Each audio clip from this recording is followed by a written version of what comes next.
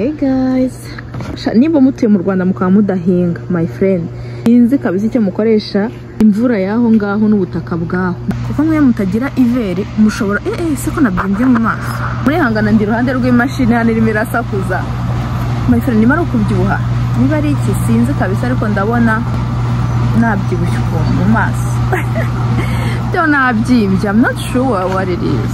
Shobora kuba ari retention y'amazi kubera hormone ya hormone zishobora gutuma nimba uri muri spike yayo uragutuma ubyimba mu maso. Nende kuvuga nti nimba mutuye mu gihugu kidakonje, kitarimo ubukonje, kitagera igihe nyine ngo ubukonje buze, ushobora guhinga wiransenye utise ibihingwa runaka byera mu gihe kihe. Akarima k'igikoni ni ngombwa cyane, karafasha.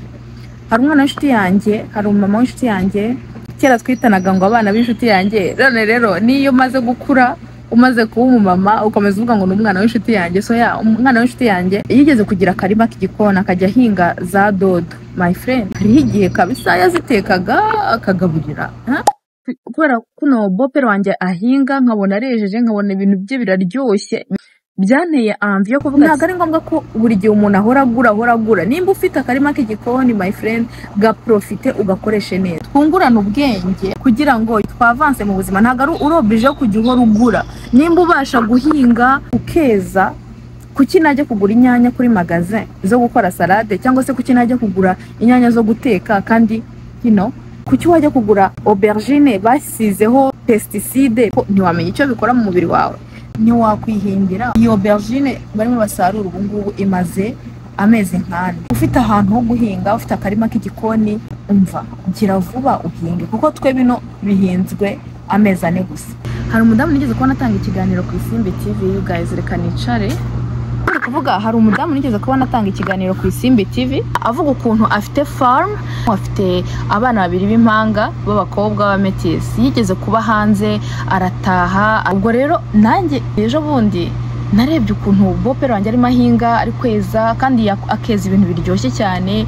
We rero abifitemo nka passion kabisa, abifitemo passion. Nkahita mvuga wow, nk'abantu batuye mu gihugu gishyushye, why not guhinga kugira ngo twirukire mu social media, twirukire mu biki n'ibiki, ngo twicare mu biro, ngo ntabwo twese twakwicara mu biro. Ikindi kandi biro wagira ngo bimaze kuba saturé. So tangira ushake ahandi hantu abantu batarimo barajya. Business y'ibiryo my friend, reba Nyirangarama amaze imyaka ingahe, business y'ibiryo irakora. Tangira uhinge, tangira winvestise mu matungo. Amatungo n'ibihingwa ni business itagizima. Ikindi kandi igaburira umuryango wawe, igaburira abawe, utarinze kujya kugura. Gushaka ahantu wahingisha, ushobora guhingisha ibishyimbo ukabisarura ari byinshi ukabibika. Ushobora guhingisha amashaza, ushobora guhingisha imboga izo arizo zose, ukazihingisha ukazigurisha, ugashyiraho umwana ukugurishiriza cyangwa umuntu ukugurishiriza. No seulement uba wifashije, ushobora no kubihingisha kugira ngo bizane iwawe ubibike, icyo gihe uba wahaye abantu tuzi. Urumva icyiza cyo kwinvestisa muri business nk'izo, bihereza abantu tuzi. Abaguhingira wabahaye ibirayi byo kubaho, abagusarurira uwo baba wabahaye ibirayi byo kubaho, abakugurishiriza niba uhisemo kugurisha uba wabahaye uburyo babaho, nawe ubwawe bakakuzanira mu rugo ukabaho n'abana bawe n'umuryango wawe. Korora ingurube, korora, hari igihe sister wanjye yigeze kubimbwira ibyo bintu. Ubu ngubu bishobora kuba byaragoranye, ariko hari igihe sister wanjye yigeze kubimbwira, ariko kuko ntabishyize mu mutima wanjye icyo gihe ari nyuma yuko maze kubyara, ariko numva nyine ntaranamera neza mu mutwe, kuko buryo utameze neza mu mutwe my friend, nta kintu na kimwe ureba ngo ubone ni cyiza. Nk'ubu ngubu ibintu byose mbona ari byiza, ntago mbere nabonaga ari byiza. Hari igihe cyageze mu buzima bwanjye sime mbona ari byiza, sime mbona ubwiza bwabyo. Sister wanjye rero yigeze kubimpropose ati hari ukuntu nyine abantu bafata bakagurisha ingurube, bakagura ibibwana by'ingurube bakagira gutya na gutya. Uwo sister wanjye we ari mu Rwanda, ariko icyo gihe sinari mfite amatwi yo kubyumva. So ubu ngubu nibwo ndi kubitekerezaho, I'm like maybe it could be a good thing, Reka duhindure engo. Ndabona wagira ngo rumuri ntago ruhagije. Do you guys see me? Gaskini karasa neza. Yeah guys, nari mvuze reka mpindure angle. Urabona atari byo byiza ra? icyo gihe bambwira business yo korora ibibwana by'ingurube cyangwa se juste korora ingurube ntago nari mfite amatwi yo kubyumva, ariko ubu ngubu ndimo ndabitekerezaho I'm like actually ntago byaba ari une mauvaise idée. So niba ushaka ko investisa urimo urashaka yenda icyo wakora, essaye de regarder muri iyo angle. Ikindi kandi nagira ngo mbashishikarize, mwitinya kujya kwa mu byaro. Ndabizi ko kuba mu mujyi ni comfort iteye ubwoba. Ngewe hari comfort mba numva ari non negotiables. Urabona ko bavuga ngo non negotiable, ngo ni non negociable. My friend, icyongereza cyanjye nari nsitaye mu kanwa, ni non negotiables my friend. Na telefone irasetira ati me voyons, nari ndakuvuga ari non négociable. Hari comfort iri non négociable, nka toilette zo mu nzu ni non négociable kuri ngewe. Amazi mu rugo of course ni non négociable, ariko biterwa kuko ariko se bura biterwa ra aya sinzi, reka nzabitekerezaho.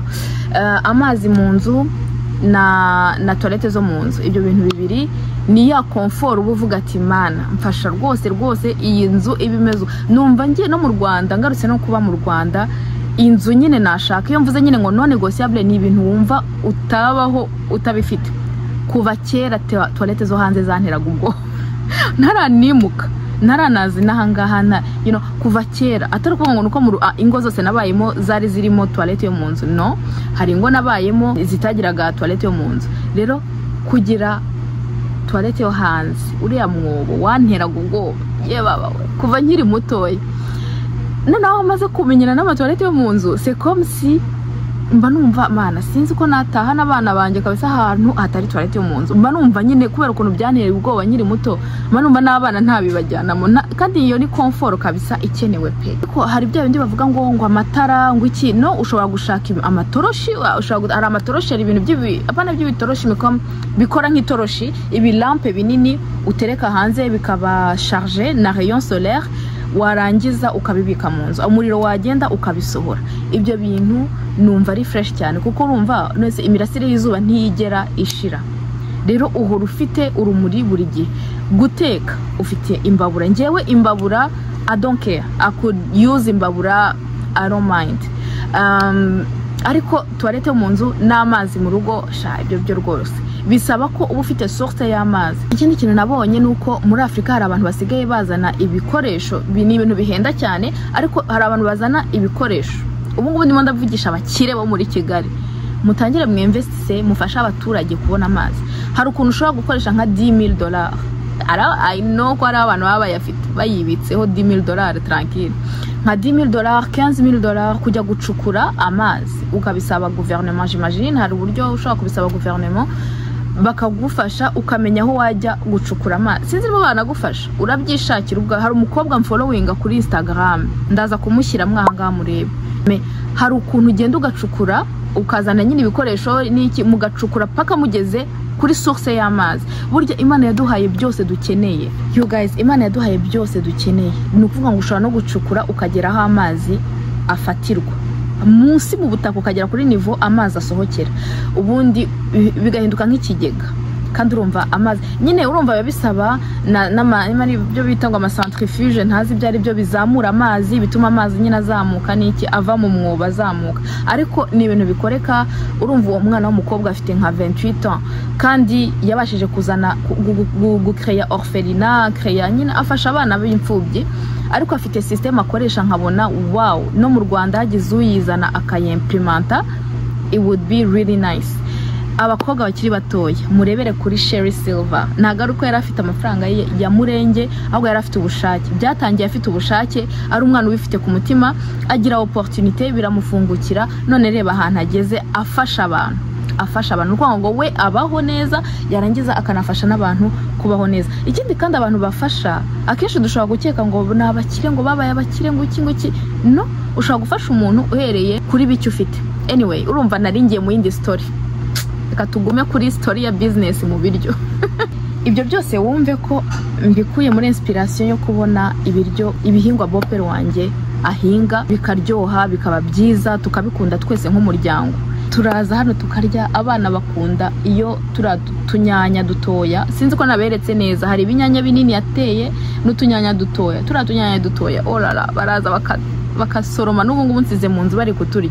Icyo nagira ngo mbabwire nuko ubona business mu bintu byose biribwa. Niba hari ikiribwa uzi ko gikunze gushakwa cyane, ushobora kuinvestisa mu bahinga ibishyimbo. Nibyo ko guhinga bisaba patience, kuko urumva bisaba yuko utegereza igihe cyo kweza, ariko ikintu nabonye gikora difference ni iki, ni ukubikunda. Ko nabonye ukuntu bopero wanjye yuhira ibihingwa bye, urabireba ukavuga ati no, nta kuntu bitakwera, kuko abikorana urukundo. Rero bikera bikaba byinshi. Tuvuge nka ziriya ntoryi par exemple, ziriya ntoryi hari zo yampayeho, we yarahinze yarashize nk'ukwezi ou bien 3 semaines yarateye intoryi ze. Zakubwira ati rero hari imbuto nasigaranye, uzaze nguhe ugiye gutera, kuko nanjye nari naramubwiye ni ndumva nshaka gutangira ibintu byo gutera, byo guhinga kuri balcon yanjye. Example nanjye kubaha nuko twazitereye intoryi zacu, twazitereye presque au même moment, ariko byarangiye njyewe izanjye mfite ibiti 4. Hari igihe cyageze mba busy, urabona no kwiyeta ku bana, no uba wumva ntabwo ufite mind yo gutravaya kuri ibyo bintu. Nuko kubyibagirwa kwanjye, ibiti byanjye byaragiye biragwingira. Urabona ko we yatangiye deja kubona imbuto, yatangiye kubona intoryi ze, njyewe ntago ziratangira kumera. Donc iyo example yari yo kubereka yuko iyo bikoranye urukundo ukabikora ubyitayeho, bitandukanye na wa wundi uzabikora rimwe na rimwe. Kumwe abantu bakunze kumbwira ngo ndashaka gukora YouTube, ngo ndashaka kugira gute. Niba utayikunda don't do it. Bisaba kuba uyikunda kugira ngo uyishyiremo imbaraga bisaba, surtout au départ. Urumva ibintu byo guhinga ni nk'ibyo bya YouTube nyine, nukubanza ukagira patience, ugatravaya, ugahinga, noneho ukazasarura nyuma. J'espère que mu minsi iri imbere nzasarura, ariko umva abafite brands ni mu contacte mbakorere promotion. Ufite brand like ushaka umuntu ugukorera publicité, mfite abantu 1000 hano, okay, 7,000. Ushaka kumbwira nkagukorera publicité, no problem, okay. Ndashyira email yanjye hano ya business, ariko niba unyandikire meaning business, not like ibindi, you know. Of course ntago nzajya mpenda, but yeah, it's time yuko dutangira kwinova ibitekerezo byacu. Ntutangire kuvuga ngo ngomba gutangira ngo nshaka ngo gukora mu biro, ngo ngomba gutangira ibintu byo gukora ibi nibi, you know. Akenshi dukunze kugenda nk'intama tukajya ahari abantu benshi. Ahantu twabonye ko abantu benshi bagiye mu business, natwe tukavuga ati reka natwe bariho tujya. But abantu ntibakunze kureba ubutaka ni gold Imana yaduhaye. Niba ufite ubutaka buhingisha ibishyimbo, ubyanike, ushaka. C'est vrai ko ari investissement, ubona umusaruro over time. Ntago ari ibintu you know uhinga uyu munsi ngo ejo ubone umusaruro cyangwa ubone amafaranga yabyo. Ugomba kubijya mvuga ati ngiye kubitravaya, ndabikunze, mbikore neza, kandi nzi ko ikintu cyose nzashyira mu kuboko kwanjye Imana izampamo umugisha. You know, ikintu cyose bien sûr ugomba kubanza kugisengera. So yeah guys, I feel like I'm entering ndi kwinjira muri era, a different era, a business woman era, you know. So yeah, let's talk about business. Ariko se iki cyongereza nuko ngo rero nagira ngo mbinspire, en fait mbaye inspiré. Wibaze ko ibi byose mbabwiye iyi minota yose maze mvuga, nabaye inspiré n'ukuntu bopero wanjye yatangiye guhinga hashize amezi 4, akaba yejeje, tukaba turi kurya umusaruro. Umuntu kuvuga ngo ibi byose yahinze. Dushatse sama itaha twashaka ubutaka bunini tugahingamo aubergine tukazigurisha. Yesu nataba yaragarutse n'ukuri tuzabikora kandi tuzabigeraho. Uzi ko ibi bintu byose bitumye mbaye inspire, ndavuga wow, Imana yadushyize mu ntoki icyo dukeneye cyose, nitwe tutagikoresha, nitwe tutaki-explora. So yeah guys, ndabancourage, je vous encourage gutangira guhinga uturima tw'igikoni twanyu. Waba uri muri Canada, muri Sama, tangira uhinge. Nabonye batangira aux alentours ya mois de mai, ariko kuri internet hariho information nyinshi zijyanye n'ukuntu wakwihingira, watangira karima ko mu rugo. Tangira uhinge, ni ibintu biryoha kubona umusaruro in the end. Tangira utravaye ku karima kawe k'igikoni. Niba uri mu Rwanda, surtout uri mu Rwanda tera dodo zera kubi zera vuba iyo uzuhira mutarenda mu gihe cyo kubura amazi n'iki. Bien sûr urumva nimba ugomba kujya kuvoma amazi menshi ukayabika mu kidomoro ku buryo nagenda bien sûr utaza kwiretruva wabuze icyo wuhira imboga zawe. Dodo ngo zera vuba niko numvise, urazisoroma buri munsi, ushobora kuzishyiramo ubunyobwa, ushobora kuzishyiramo indagara, donc icyaboneka cyose ushobora kuzishyiramo za nyanya nababwiraga. So ushobora guhinga inyanya ugahinga na dodo. Nabonye ari ibintu byera vuba, antuka inyanya zera vuba.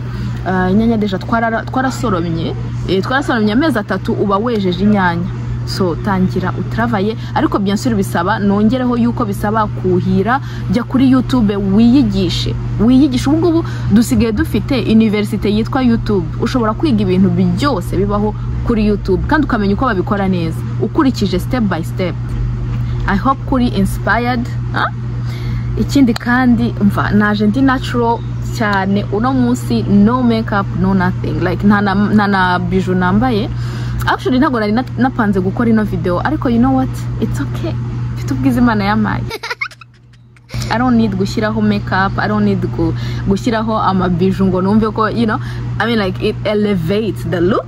Okay, hari ukuntu nyine bishyiraho akantu kuri look iyo washyizeho uduherena n'agashenete, ariko ntago nari nabiteguye. Mbaye inspired n'ibi bintu Bopera wanjye arimo arakora, ndavuga reka nicare nkore kano ka video. So yeah guys, I hope ko nabahaye mbasigiye akantu, mbasigiye byibuza ikintu kiri bugaburira ubwenge bwanyu, kiri bubatere you know gushaka gukora ukanabisengera. Ese kuki mwumva ko hari icyo wasengera n'icyo utasengera? Uzi ko n'ibihingwa byawe yubihinze ukabitera uvuga ati Mana impa umusaruro, impa kweza, impa Bon guys, ahangaha rero video yese yikupa kubera yuko nta espace nari ngifite muri telefone, ariko nari ndimo ndavuga nti kubera iki twakumva ko ibintu byose tutagomba kubisengera. Imbuto zawe nuzihinga ugize isengera, nutangira business uyisengere. Vuga ati Mana yanjye nkweretse no business nimba ari ubushake bwawe uko kwawe kuyibeho kandi ive mu musaruro, you know. So yeah guys, ugomba kwinjira mu kintu wumva wizeye yuko, kandi ibintu ndi kubabwira nanjye ndi kubyibwira, ntago ari mwe gusa ndi kubibwira, ndi kubyibwira nanjye. Ariko c'est vrai que hari igihe umuntu avuga ati Mana si ubu nzabishobora, ate si ubu nzabica he, nzabikora gute? Ariko nzi yuko ibisengeye ugamagaramo Imana n'ukuri nta kuntu bita prosper. Rero Imana mu ijuru ibane namwe kandi barinde. Nezerewe nanone kongera kugaruka nyuma y'amezi angahe nk'abiri cyangwa 3. Murakoze cyane rero gukomeza kunsupportinga, mumbwira uko mumerewe. Comments zanyu ndazikunda, nkunda gusoma commentaires zanyu. Mukomeze musenge, mwegere Imana kandi komeza ibarinde. Umunsi mwiza cyangwa se icyumweru cyiza bitewe n'igihe urebeye ino video. Bizu, bye bye.